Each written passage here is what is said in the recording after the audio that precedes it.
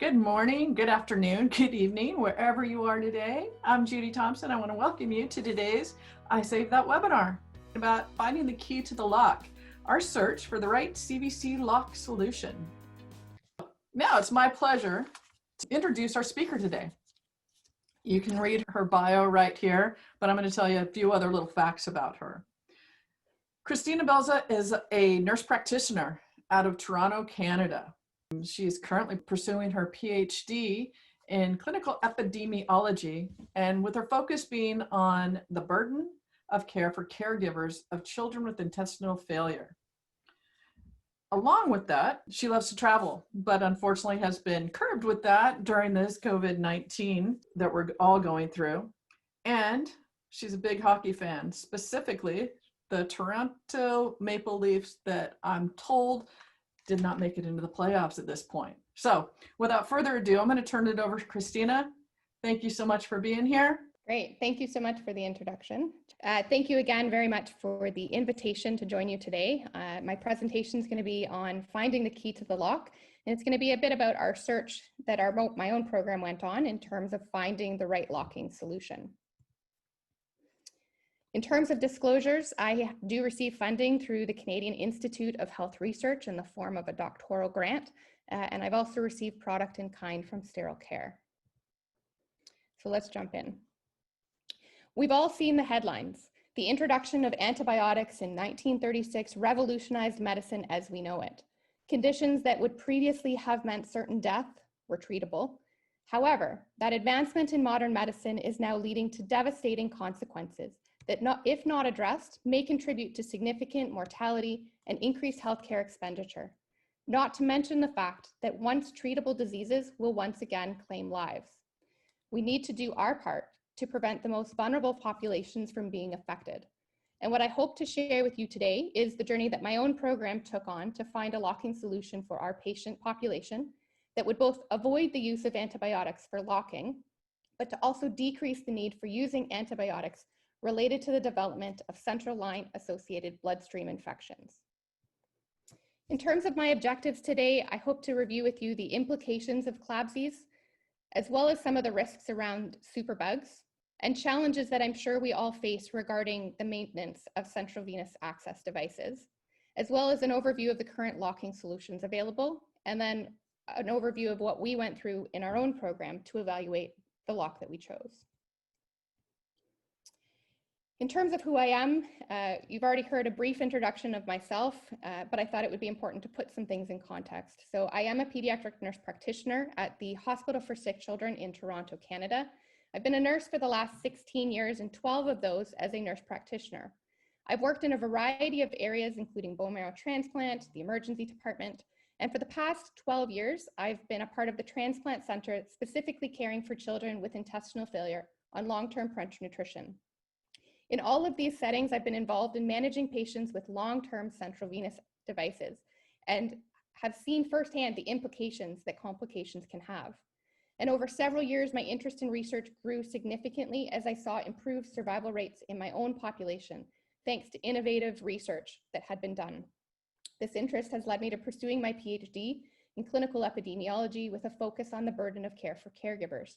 But the biggest concern I've heard over and over throughout my research has been the challenges that families face regarding the volume of care, as well as the significant fear that they have regarding complications related to their central line.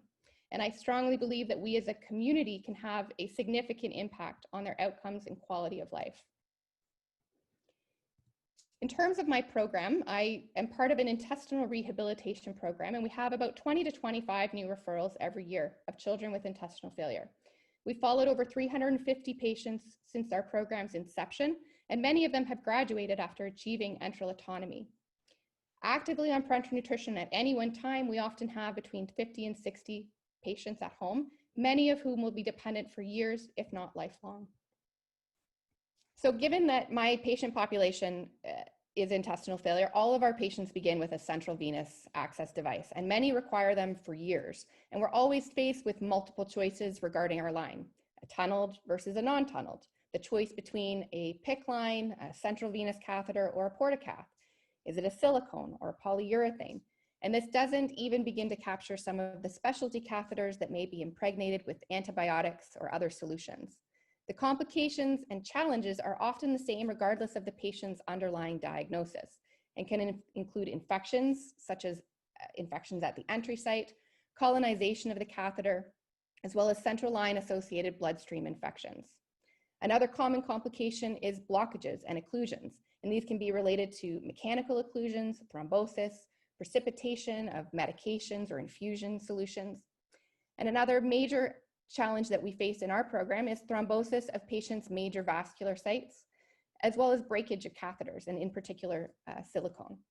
And while all of these are challenges, the ones that seem to be the biggest hurdles to get over, in my opinion, relate to infections and blockages. And that was similar to what we saw in the poll that we just took. The goal within my program is to try and minimize the manipulation of the line to preserve our central venous sites and prevent the development of systemic clots within major vessels.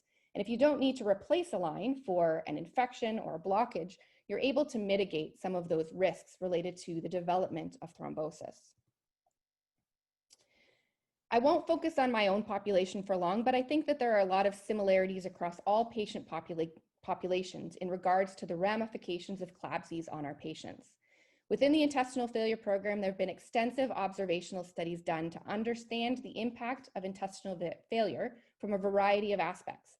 And again, regardless of what we're looking at, research has demonstrated that recurrent infections have long-term consequences on multiple systems of the body. It's been shown to be related to intestinal failure-associated liver disease, and recurrent infections may actually place some of our patients at risk of needing a transplant due to end-stage liver disease. Recurrent infections may also place patients at risk of developing long-term impact on their neurocognitive outcomes, with repeated infections in the first year of life contributing to poor performance across multiple domains, including intellectual, academic, memory, language, as well as perceptual motor. The impact on other organs has also been demonstrated, with sepsis having an impact on long-term renal function, as well as the increased risk of mortality. Not to mention the time involved for our patients, caregivers, as well as healthcare practitioners in managing the results of an infection. And the cost of managing infections with admissions to hospital, loss of employment, or time away from school is staggering. And this also impacts quality of life for both our patients and our families, and this can't be emphasized enough. The time away from school, work, and the implications for a family have to be considered. So why do I think it should be important to you? Hospital-associated infections affect 200,000 people in Canada alone every year. And in the United States, the CDC estimates that hospital-acquired infections account for 1.7 million infections a year, with 14% of those being bloodstream infections. 1 in 18 hospitalized patients acquire an infection, and many of those are CLABSIs. This results in significant complications in a population that's already considered vulnerable. Patients who acquire infections from surgeries spend an average of an additional 6.5 days in hospital, and they're 5 times more likely to be readmitted after discharge and 60% more likely to be admitted to the ICU. The development of hospital-associated infections results in 8,000 deaths per year in Canada and 99,000 in the United States, with an estimated 30,000 of those directly related to central line associated bloodstream infections. If you acquire an infection after surgery, you are twice as likely to die. The impact of CLABSIs and hospital-acquired infections is staggering. A single infection is estimated to cost between $15,000 to $30,000, and hospital-acquired infections in the United States are projected to cost over $2 billion per year. And none of this takes into account the quality of life for patients and our families, the loss of income, stress and burden for caregivers, and the cascade of events that an infection results in cannot be discounted, and we can do better. The CDC published this in 2016, highlighting hospital-associated infections. These are infections that we are responsible for, that patients have acquired while getting medical treatment in a healthcare facility. Numerous organizations have identified reducing hospital care-associated infections as a priority, as was done in my own institution. This CDC report is based on American data, but it highlighted the fact that 1 in 6 CLABSIs were caused by an urgent or serious antibiotic-resistant threat. Patients who are well don't have central lines. And I think what scared me the most about this statistic was that these infections are occurring in our most vulnerable populations, adults and children in our ICU settings, oncology wards, and transplant services, where patients are already fighting for their lives. You may have also heard the expression the post-antibiotic era. According to a former Director General of the World Health Organization, Dr. Margaret Chan, she suggested that if the current trend continues, simple interventions and sophisticated ones as well, like cesarean sections, organ transplantation, joint replacements, the insertion of intravenous and urinary catheters, they will become more difficult or even dangerous. How close are we to this? It's like the climate change question. We know it's coming and we need to make major changes to our habits to slow it down and prevent it, but can we stop it? It's an interesting question. The possibility of it happening is not only real, but it's also a bigger challenge because pharmaceutical companies are no longer interested in developing new antibiotics as it's not a lucrative business. Can you imagine spending decades and tens of millions of dollars developing a drug that will only be used in high-risk patients? And when it is used, it's used for a short duration, it cures the target disease, and then it can fail, especially when it's misused. All of this to set the stage for what role we can play. There are multiple aspects of line management, especially when caring for patients and their lines at home, that are outside of our control. We do our best to provide our patients and families with all of the tools to be successful at home, but once they're outside our doors, it's largely up to them. However, there are certain aspects where we can have a significant impact, and that involves training our patients to provide the care that they need, as well as determining what products that we use. So I would like to take some time to walk you through the evolution of locking solutions in our own program. In the early time of our program, which started in 2002, there was significant mortality related to the development of liver complications. But it was also identified that sepsis was a significant predictor of progressive liver disease. So in 2007, with improving survival rates related to a number of other modifications in our care, we identified that the next issue we needed to tackle as a team was to try and prevent the development of CLABSIs. Our standard of care at the time was heparin, and ethanol was being introduced in other populations but had not yet been used in pediatrics. So given the urgency of needing an alternative solution, we started using ethanol in our stable outpatient population. And we saw significant improvements in our patients' rate of developing CLABSIs. So that was great. We had seen a significant reduction in our rate of line infections in our patients that were on ethanol. And as a program, we were pretty satisfied with our approach. However, it had its limitations. And looking back, it wasn't as seamless as we thought it had been. We had patients that didn't tolerate ethanol, and we also had to change our protocol because of complications that they developed with their catheter. And then in 2017, we were notified of an impending ethanol shortage. The Canadian producer of ethanol was no longer going to be providing it. We had the opportunity to secure a supply from an American source, but we also felt as a program it was time to step back and take a broader look at what was available. We had been using ethanol for 10 years and had seen many aspects of care for our patients change over that time. So maybe the options for line locking solutions had also changed and would provide us with something that would be even superior to ethanol in preventing infections.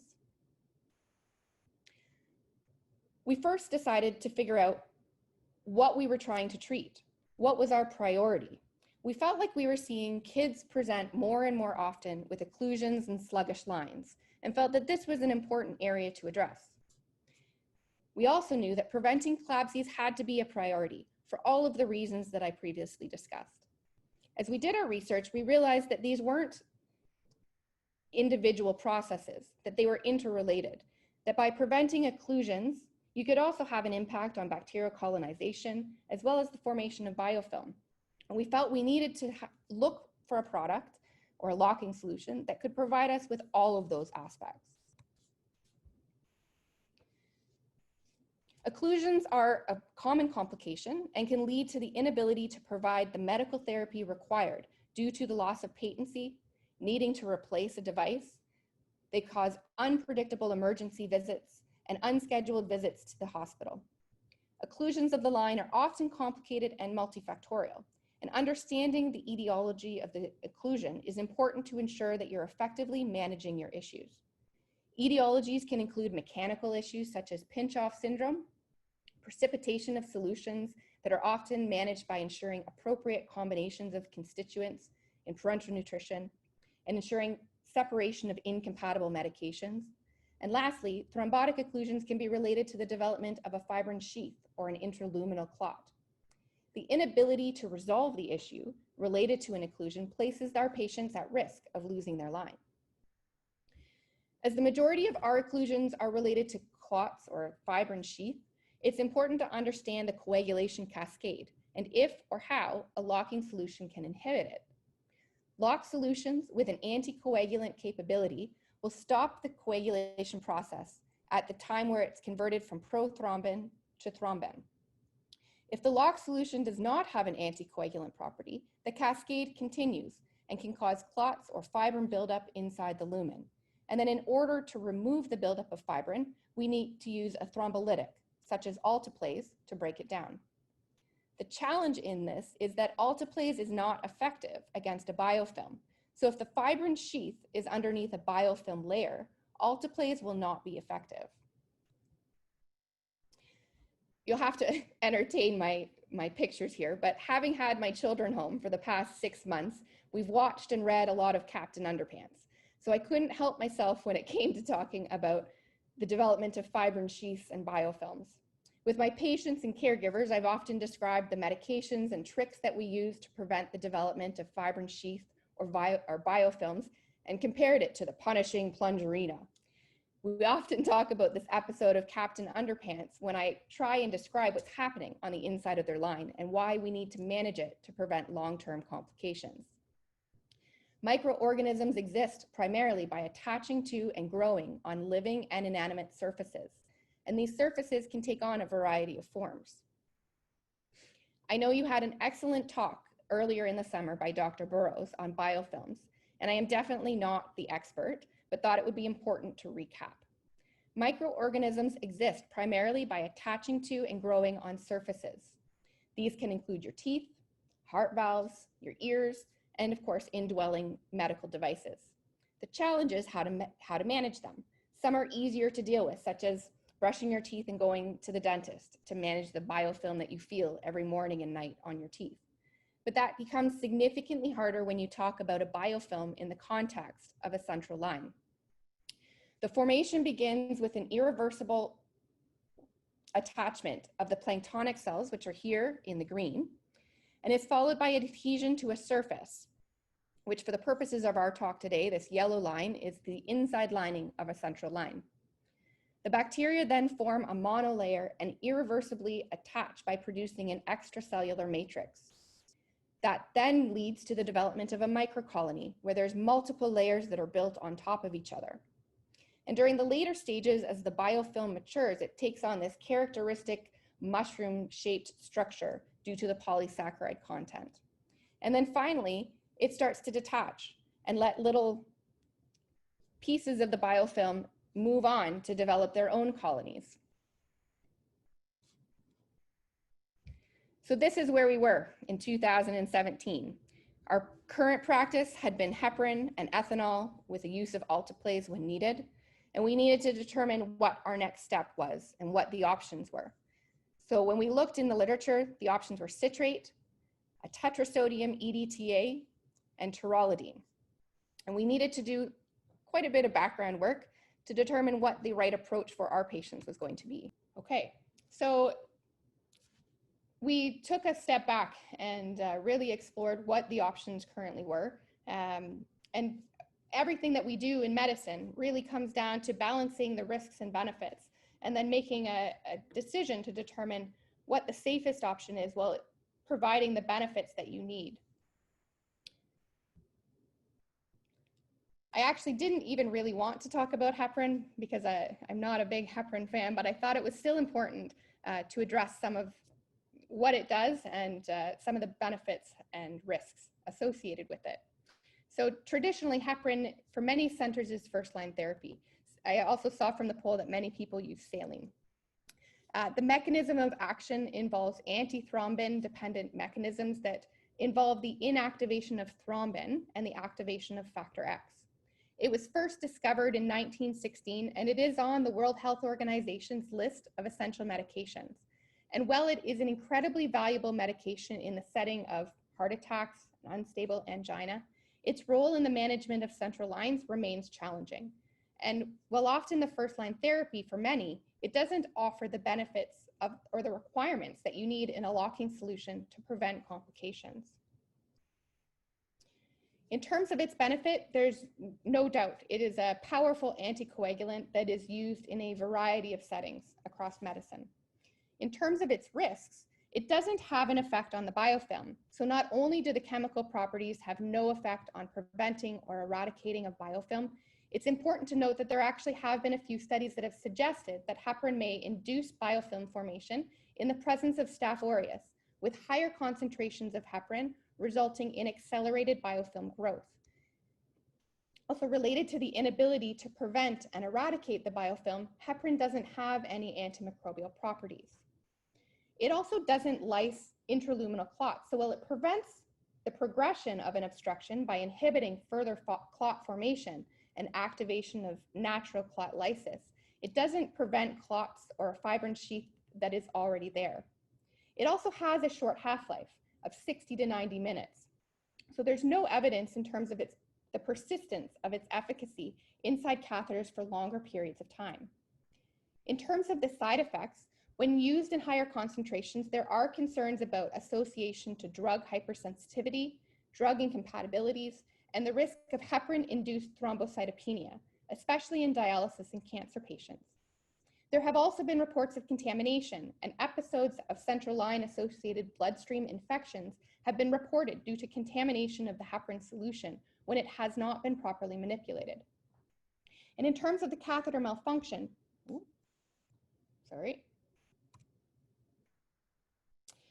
due to the risk of side effects and the increased potential for bleeding, the American Society of Diagnostic and Interventional Nephrology recommends the use of heparin 1,000 units per mil as the maximum concentration instead of higher doses. However, low-dose heparin has been evaluated in smaller observational studies, and while they do not report side effects or a difference in the rate of catheter malfunction, they did report a significant increase in their use of alteplase in order to maintain vascular device patency.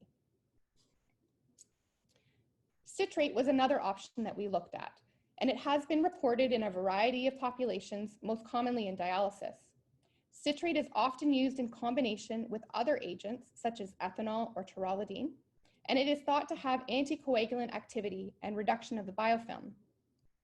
The mechanism of action is related to its calcium chelating properties, which when used in higher concentrations may actually be a concern for hypocalcemia, and therefore the recommended dose is a maximum concentration of 4%. So in terms of some of the benefits of citrate, a systematic review that looked at infection rates by Zhao showed that citrate was actually not more effective than heparin in preventing CLABSIs at concentrations up to 4%.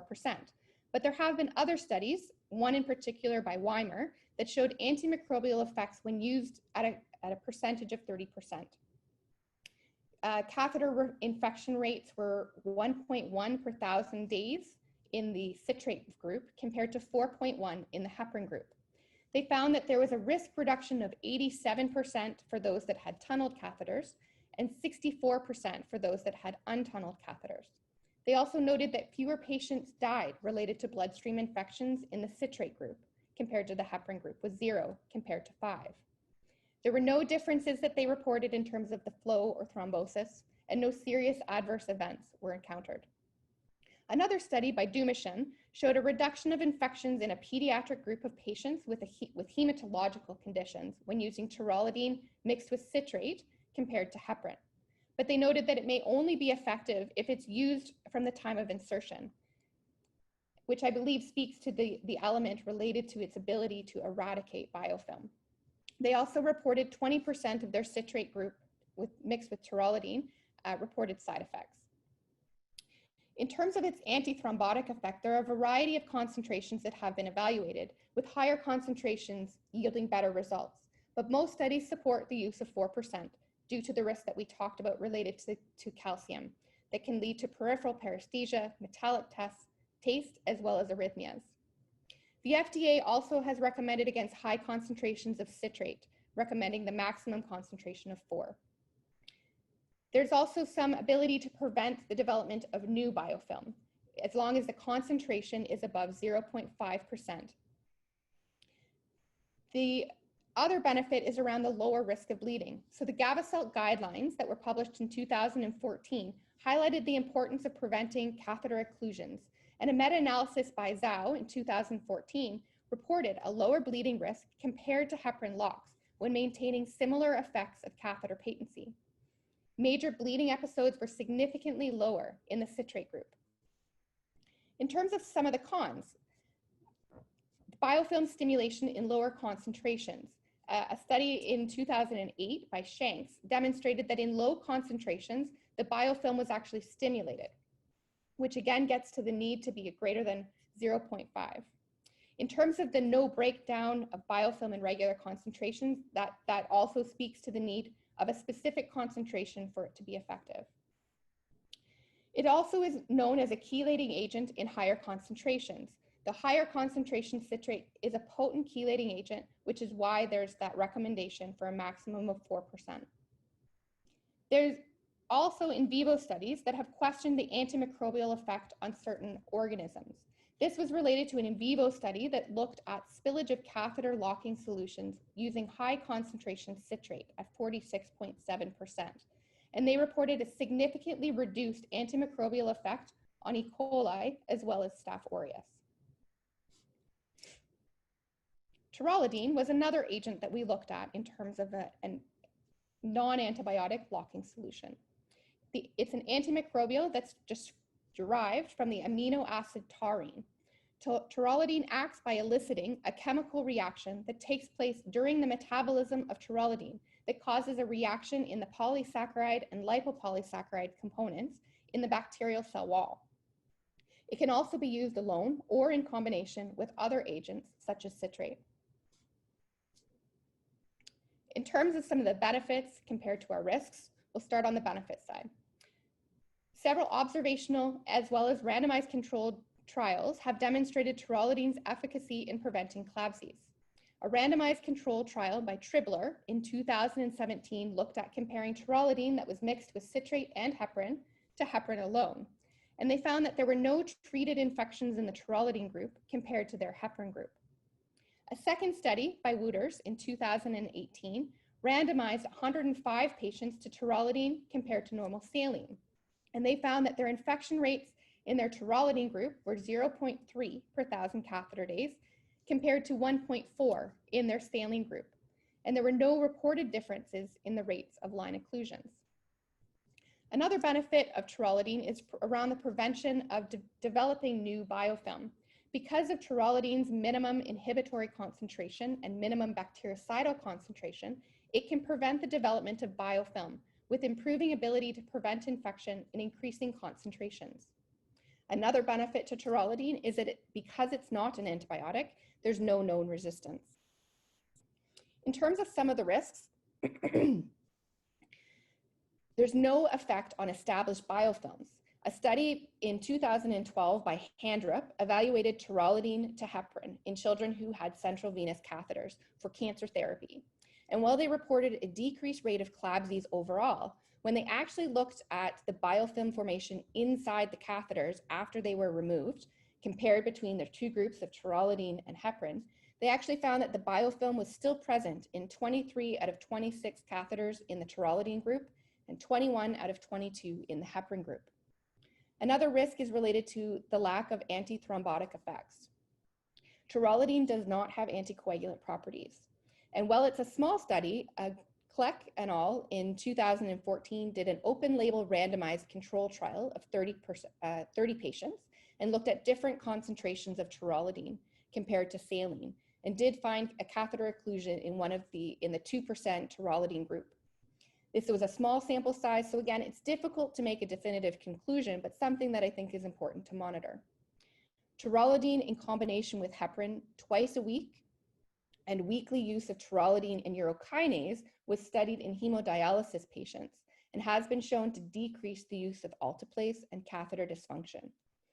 But this is a complicated regimen if you're asking families to do this in a home setting. Another study by Solomon demonstrated in hemodialysis patients using Teralidine and Citrate compared to heparin at 5,000 units per mil, that there was a greater need for thrombolytic therapy in the Teralidine and Citrate group with the use of alteplase. Another limitation is related to its limited antimicrobial activity against gram-positive organisms. The study that I just mentioned by Solomon in 2010, it was a randomized controlled trial of Teralidine mixed with citrate compared to heparin, and they did not find a significant decrease in infections between groups in an adult dialysis population. But when they looked at the specific type of infection, there was a significant reduction in infections that were caused by gram-negative organisms, but not gram-positive. This is particularly concerning in my own population, as the majority of organisms leading to CLABSIs are gram-positive. This finding was similarly reported in a systematic review and meta-analysis in 2014. There have also been suggestions of potential liver toxicity, and this was reported in an animal model of mouse and rats when it was administered intraperitoneally. And lastly, one of the challenges around this is the availability. It is widely used in Europe, but is difficult to access in North America without patient-specific approval, and it also needs to be compounded, which can add to its expense. And then there was ethanol. So ethanol had two desired effects of a locking solution. It was antimicrobial and antifibrillinic. It is readily available previously and did not have any resistance. The antimicrobial action is through protein denaturation, and the antifibrinolytic action prevents the formation of a fibrin sheath and antimicrobial diffusion through the polysaccharide matrix of a biofilm. Ethanol has been used as an anticoagulant agent in clinical practice and described as a substitute for heparin. So what are the benefits? So our own initial experience with ethanol showed a significant reduction in CLABSIs, and we published our early experience in 2009. And in a subgroup of patients that had recurrent infections, our infection rate went from 12 per 1,000 catheter days to less than 1 when we used ethanol on a daily basis. A subsequent systematic review also demonstrated the success of ethanol, reducing CLABSIs in a pediatric population. CLABSIs were reduced by 81% and line replacements by over 70%. Ethanol also has a known antithrombin effect, as I mentioned with the denaturation of proteins, and has no known resistance as it's not an antibiotic. The other benefit to ethanol is that it requires a short incubation period. Sheaths et al. Showed that ethanol concentrations of at least 30% for an incubation period of varying times, they looked at 2 hours, 4 hours, and 24 hours, were effective in killing Staph aureus. Another report by Mukherjee reported that 10 minutes and 30 minutes exposure to 70% ethanol had significant effects on Candida albicans. So what's the downside? So biofilm stimulation has been reported by Luther in 2015, who found that ethanol and alcohol exposure increased biofilm formation in Staph aureus and Staph epi. There are also challenges around its effect on catheters. So concerns became evident that ethanol may attack the integrity of silicone or polyurethane catheters. A report by Bell in 2003 reported that after 9 weeks exposure of 30% ethanol, polyurethane catheters had a lower breakage force and decreased elasticity when it was compared to a regimen of 5,000 units per mil of heparin. And although the ethanol-treated polyurethane catheters were weaker, they still did tolerate a fair amount of force before failing. So there was some question about how clinically relevant it was on the catheter, but most programs who used ethanol moved to using only silicone catheters. There are also challenges around line complications. So MOCA in 2017 reported increased mechanical complications related to the catheter compared to patients they looked at before and after a patient starting ethanol. In our own experience, we also had similar issues with recurrent blockages and sluggish lines, to the point where we actually had to decrease how often they were locking their line solutions with ethanol. They would now lock them 3 times a week instead of 7, alternating with heparin. And the availability. So this has become one of the biggest challenges with the use of ethanol and what prompted us to look at other options. When we were looking at whether we wanted to access another source of ethanol to maintain our patients on that locking solution, we came across 2 studies. The first by Rals looked at 13 patients, and their CLABSI rate increased from 0.7 per thousand catheter days in patients when they were on ethanol to 6.2 per thousand catheter days during their shortage. 7 children developed infections, 6 of whom required hospitalizations, and 2 required ICU admission. The second study was by Corrigan and Kirby, who looked at 6 adult patients. 5 of their 6 patients presented with bloodstream infections within 1 month of the ethanol shortage. And the average length of stay for those patients was 7 days, and they grew a variety of organisms, including E. coli, Enterobacter, MRSA, and Staph epi.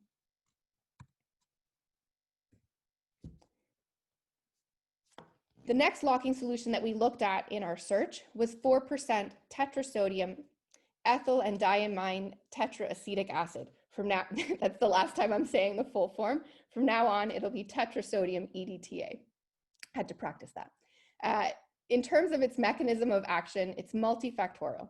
It chelates metal ions that are involved in the structural integrity of organisms, and it's also involved in the release of cellular lipopolysaccharides, disrupting the cellular membrane of bacteria. It's a chemical that's used for a variety of industrial and medical purposes. It's reported as an anti-biofilm in that it eradicates as well as prevents biofilm. It's colorless and water soluble. From an industrial setting, it's used to keep pipes and plumbing clean of biofilm and works against hard water, and is commonly found in shampoos, soaps, and cleaning agents, and is also a preservative often found in canned food.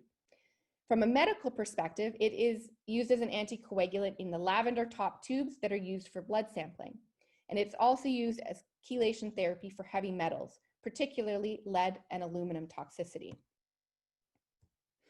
So what are the benefits and risks? So let's start on the benefit side. A recent study published by Hill and Garner evaluated kite lock in adults on home TPN and evaluated pre and post initiation of 4% tetrasodium EDTA. They reported a central line associated bloodstream infection rate of 1.9 per thousand catheter days prior to starting 4% EDTA, which decreased to 0.56 per thousand catheter days in the following 24 months. And this represented a 71% reduction. It also prevents as well as eradicating biofilm. A study by Liu evaluated 210 bacterial and fungal isolates that were taken from colonized central line devices or bloodstream infections from 2 hospitals that were geographically diverse.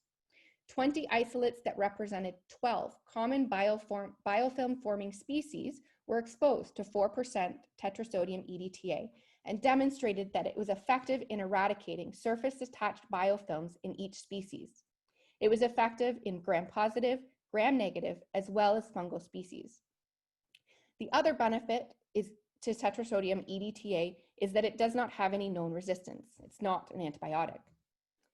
It is also a well-known antithrombotic and anticoagulant. It's commonly used in hematological testing as it allows for preservation of cellular components and morphology of cells. And it's the solution, as I mentioned, that you find in your lavender top tubes.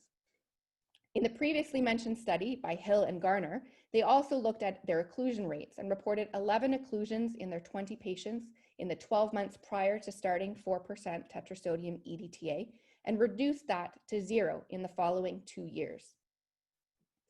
So what are the risks?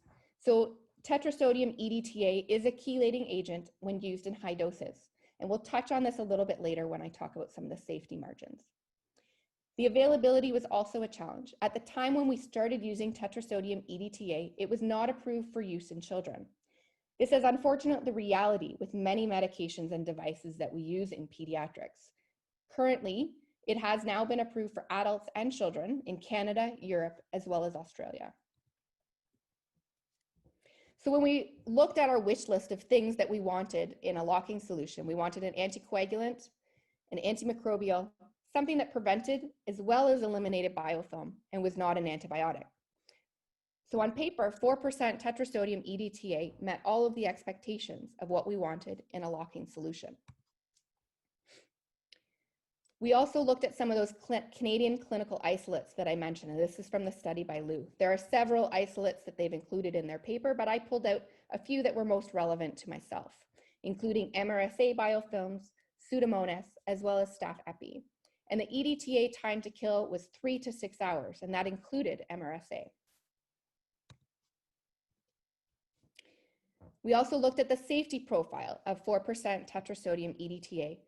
And the chelating dose for this device would have been 50 milligrams to 75 milligrams if you're looking at treating someone for lead or aluminum toxicity. The dose that you would use for a single or a double lumen are very low compared to what would be required for a chelating therapy dose. So now I want to venture into how we went about dealing with our own approach to instituting a new lock and what we found.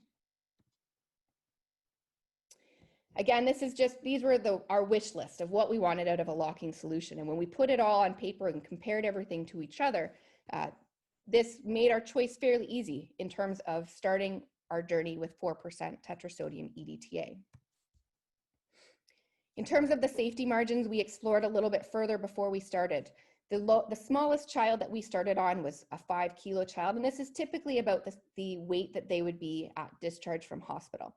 We also looked at what it would be if they had 2 lumens, which is very rare for our population. Tetrasodium EDTA is a 40 milligram per mil solution, so at a daily dose of 2 mils, that would be 16 milligrams per kilo.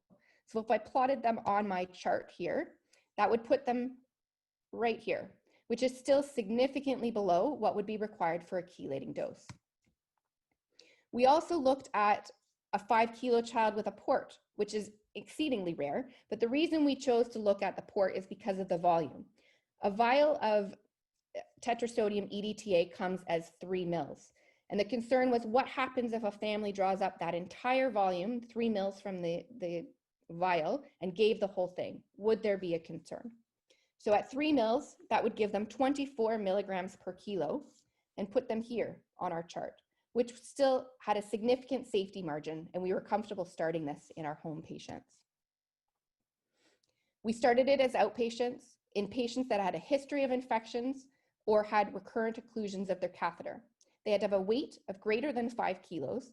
And our initial procedure from home was to instill 1 mil, or if they had a port, 3 mils at the end of their TPN cycle, and then to withdraw it at the end.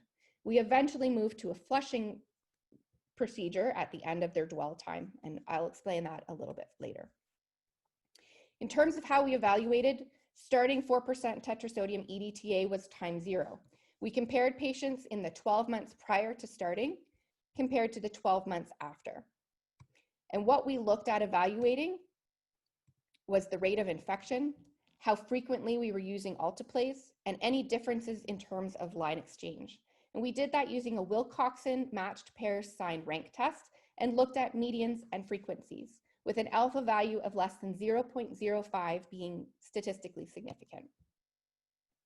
In terms of our demographics, we had 20 patients, an equal divide in terms of males and females, and majority of our population had short bowel syndrome, which is characteristic of our population.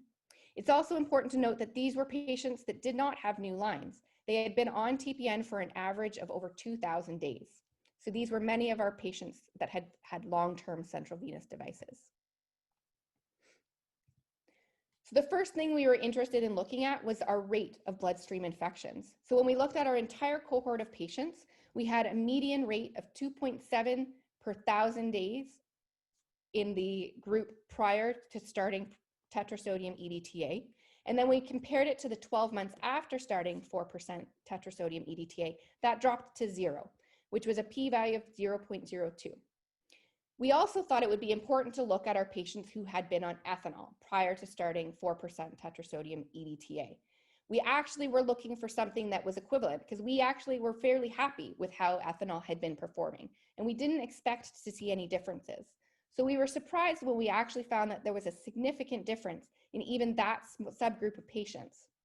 Their infection rate went from 1.4 per 1,000 catheter days down to 0, which was statistically significant. Occlusions was the other thing that was really important to us.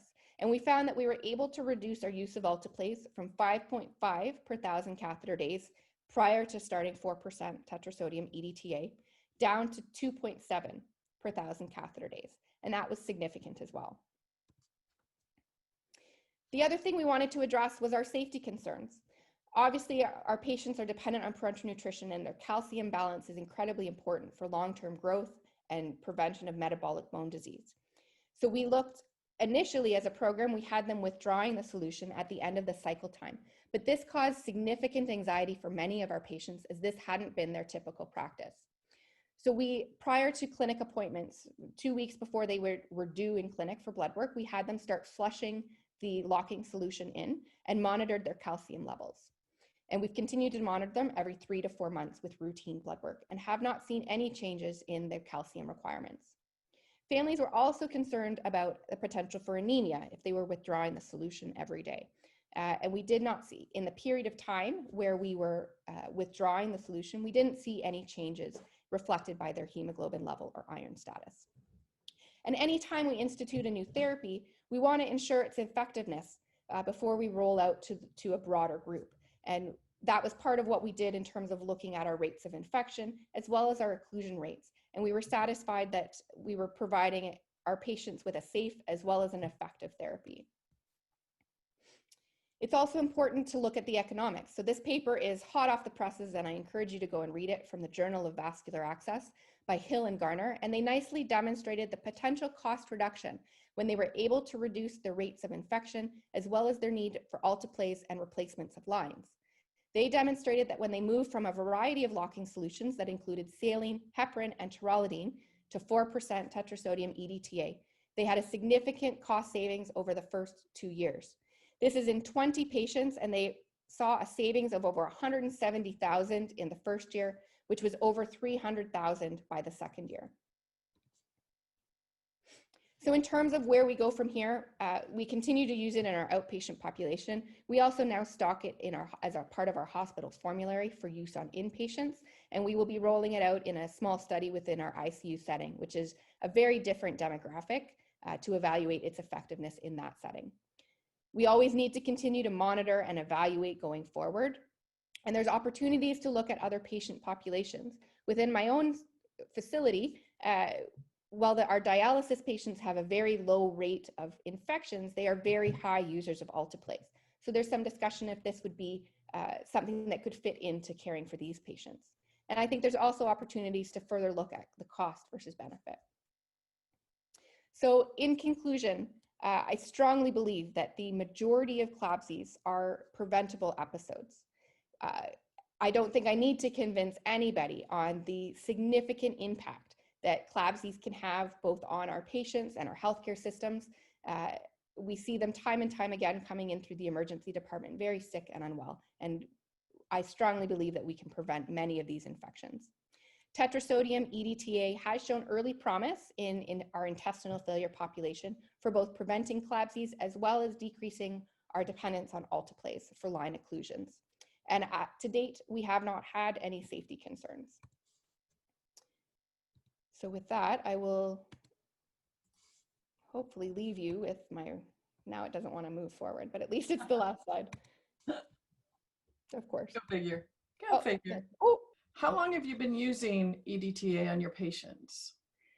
So we started, our first patient actually went on in 2016. It was a patient that was had a port and I think we were at 6 port replacements over the course of a year due to blockages, despite using alteplase every 2 weeks. We switched them to 4% tetrasodium EDTA at that time, and they have not had a port replacement since 2016. So our first patient was actually for the occlusion indication. Majority of our patients we switched over in 2017. Okie dokie. Now we'll get on to these questions. What's your best solution found to prevent fibrin sheaths? And how many times is the average facility allowing broken lines to be repaired before replacement/rewiring? I can only speak to my own institutions. Really, since we started using KiteLock, we haven't had major issues with blockages or the development of fibrin sheath. Our policy for silicone lines is after 3 repairs, we move to replacing the line. But I'll be honest, since we stopped using silicone catheters, we've actually moved most of our patients when they require a new line, we've moved them to a polyurethane line, which you can't repair. And to be honest, I think we've had 1 breakage in the last few years. So that hasn't been an issue, but I know each facility and interventional radiology department kind of has their own guideline in terms of when to replace it based on repairs. Did I hear you correctly that Alteplase does nothing for biofilm? So that's correct from our literature review. So it deals with the fibrin sheath, but if it's underneath a layer of biofilm, it doesn't have the properties available to destroy the biofilm layer. So it's only effective to treat your fibrin sheath if you've already dealt with your biofilm or it's not under a biofilm. What's the extended stability of 4% EDTA solution? And there's always a concern in the home setting. Yeah, absolutely. So I know that there have been some studies looking at its longer term stability, and it's used in our lavender top tubes and stable for prolonged periods of time. When I looked at our lavender top tubes in the office the other day, the expiry was a year from now, and they use Tetrasodium EDTA.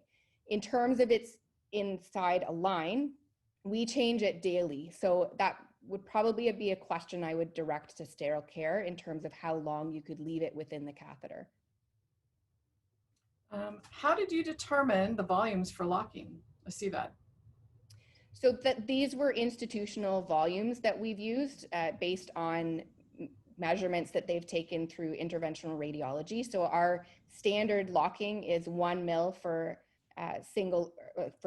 per lumen, unless it's a port, and then we use 3 mils. So those were through the direction of our hospital.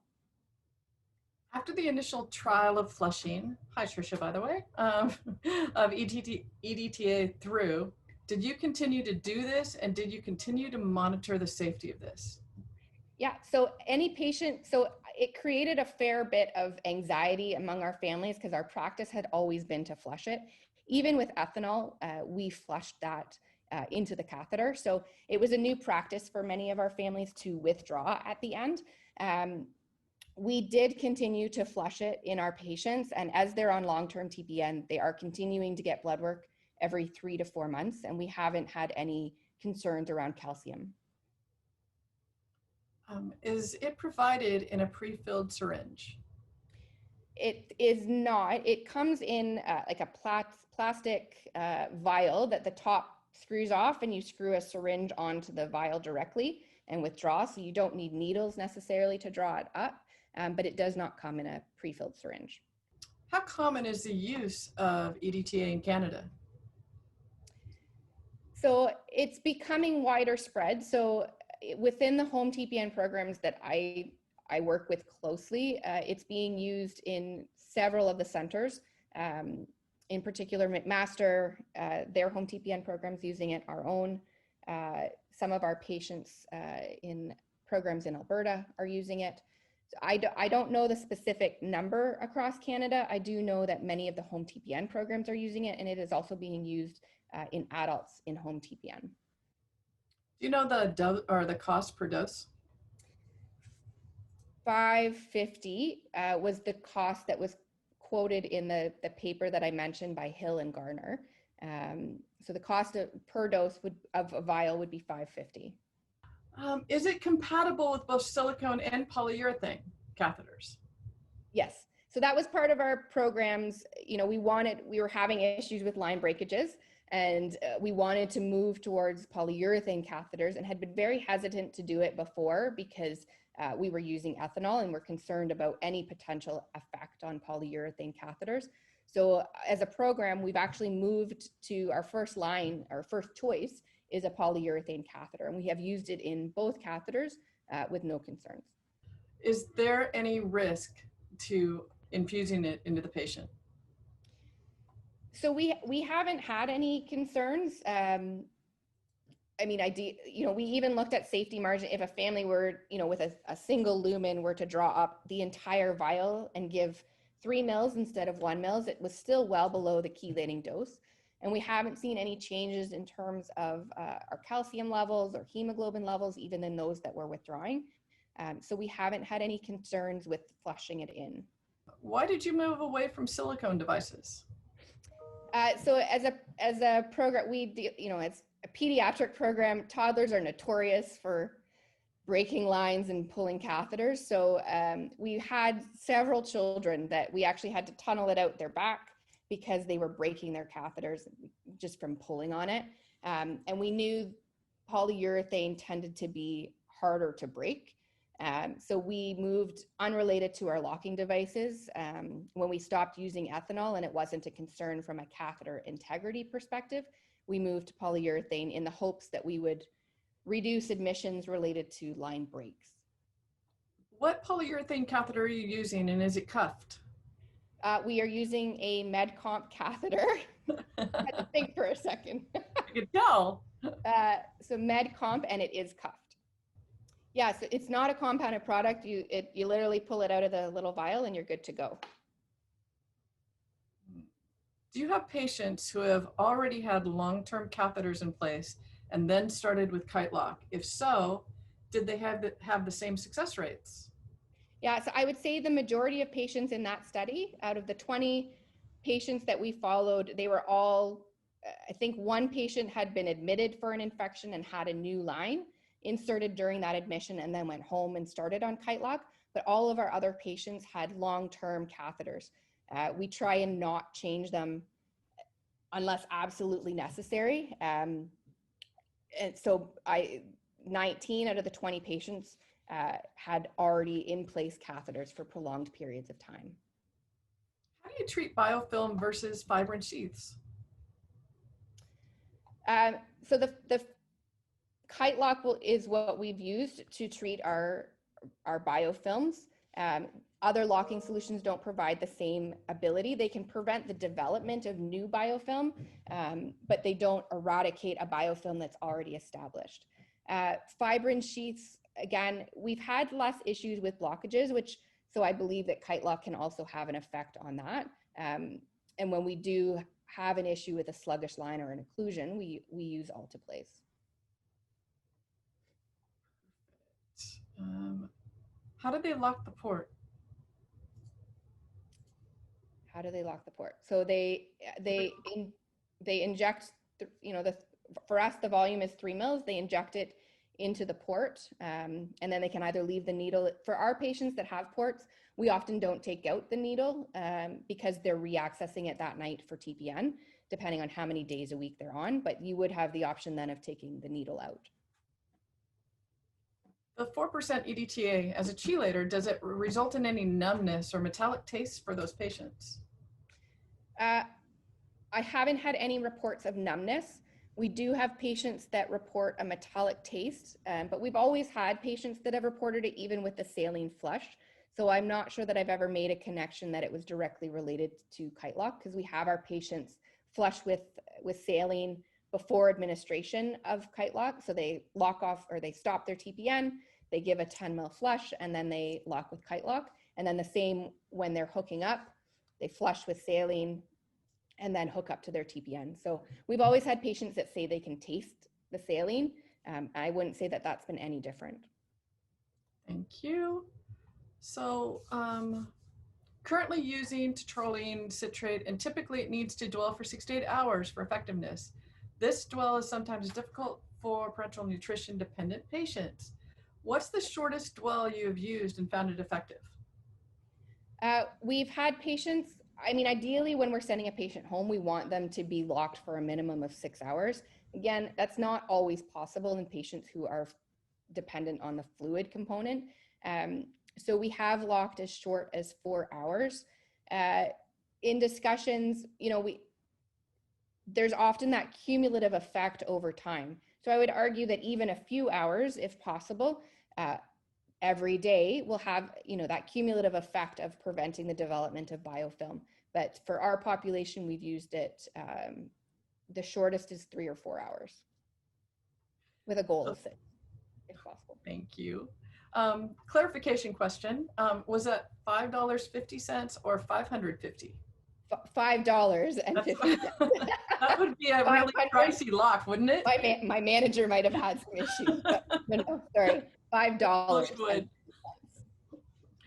Is there a max, right?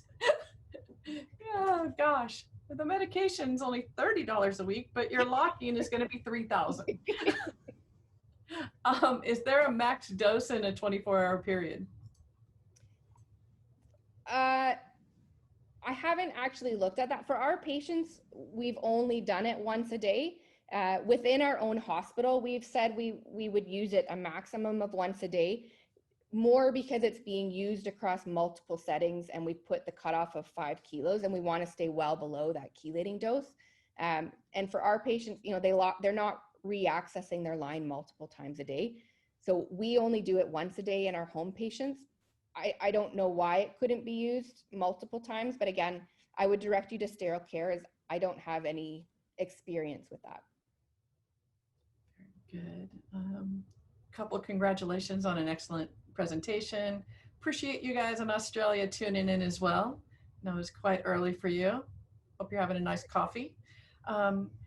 Did I say it was not available in the States? Correct. It is not quite yet available in the States. I know it's being worked on for that.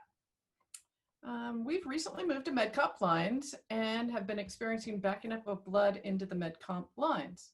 Have you had similar experiences? We have had a few patients. We've often found when they call us in the office and say they've had blood backup, we actually ask them to try with the clamp on to pull back and see if they get further fluid into the syringe. And for a few of them, it's actually been a failure of the clamp. They repeatedly clamp in the same location, and they kind of develop this divot, and the line doesn't lock as well. So we've started having them move where they have their lock or the clamp on their line, so that they don't develop that kind of divot, and then they haven't had as many issues with the clamp failing. But it seems to be very rare for us. Thank you. And last question. Oh, we have 2 more. A couple more keep coming in. You're almost done. Not quite. We're not going to let you out of here quite yet. Has there been a broad uptake in the use of 4% EDTA in your inpatient population? So this is actually relatively new for us. We only got it approved on our formulary a few months ago. So there's a ton of interest. It also comes, it's a bit more challenging in the inpatient unit, because I find most patients aren't necessarily locked. Like even our patients that come in with an infection, they're often running 24-hour infusions. So right now, there's definitely the interest. We're just figuring out which populations. Also, the dialysis unit is interested, and we've come up with a protocol in the ICU where they can lock alternate lumens that they're not infusing 24 hours. So it's a bit early to say, but there's definitely a lot of interest, and our administration has been very helpful in terms of moving this forward for our inpatient patient population and securing all of the, I didn't know all the logistics that went into getting something on a hospital formulary until I went down the rabbit hole. So it's been a learning experience, but there's definitely interest. What needleless connector do you use? Oh dear. There we go. The stumper. The stumper question. I don't know. I don't have any idea. It's clear. It's the clear one. And the AVA Education email is AVA ED, so for AVA Education at avainfo.org. And if you ever get stumped, just email me and I'll send it over to Blake.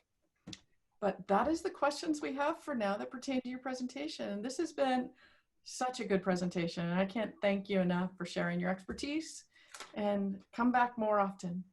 Great. We loved having you. For the opportunity. Thank you. And thank everybody that hung on. Thank you so much. My nurse just texted me that we use microclips. That's awesome.